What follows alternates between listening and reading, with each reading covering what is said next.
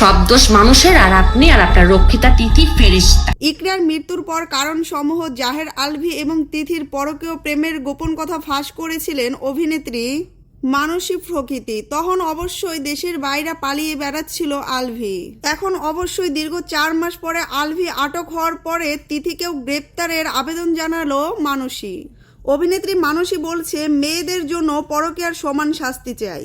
নারী পুরুষ উভয়, আইন এবং অপরাধের শাস্তি সবার জন্য সমান হওয়া উচিত, কারণ অপরাধ একজনে করে না, দুজনেই করে। শাস্তি শুধু ছেলেরা পাবে কেন? অর্থাৎ তিথিকেও গ্রেপ্তারের দাবি জানাচ্ছেন মানসী। স্ত্রীকে বঞ্চিত করে তিথির সাথে অবৈধ পরকীয়ার আরো আগে থেকেই জড়িয়েছিলেন ছোট পর্দার অভিনেতা আলভী। বলতে গেলে ইকরার সাথে সাংসারিক কলহের একমাত্র কারণ হয়ে ওঠে তিথি।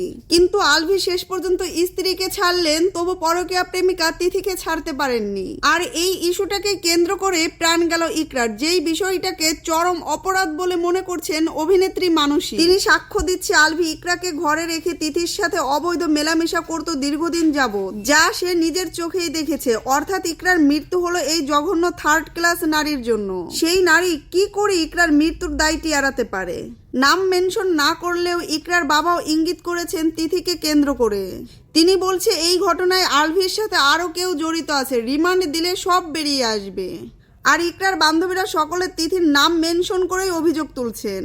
যদিও তিথি বলছেন ইকরা তার ব্যক্তিগত সমস্যার কারণে মারা গেছেন, কিন্তু সেখানে তার নাম উঠে আসবে কেন? এই মামলাটি পুরোটাই ভিত্তিহীন বলে দাবি করেন তিথি।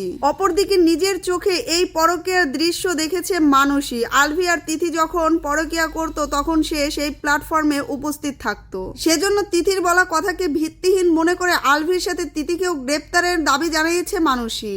মানসী বলছেন, তারা যেখানেই যায় সেখানে আঠার মতো চিপকে থাকে, তো তারা দুজনকে ছাড়া একা এখন কিভাবে থাকবে? তাকেও কানাকানি নেন, তাহলে তাদের মনের আশা পূরণ হবে। আবার ওপেনে পরকীয়া করার জন্য অন্যায়ের শাস্তিটাও তারা পাবে। সবকিছুকে বিবেচনায় রেখে অভিনেত্রী তিথিকে অতি তাড়াতাড়ি গ্রেপ্তারের আবেদন জানিয়েছে অভিনেত্রী মানসী। প্রিয় ভিউয়ার্স, এই বিষয়ে আপনার মতামত কি? কমেন্টে জানান। ভিডিও ভালো লাগলে সাবস্ক্রাইব এন্ড লাইক। ধন্যবাদ।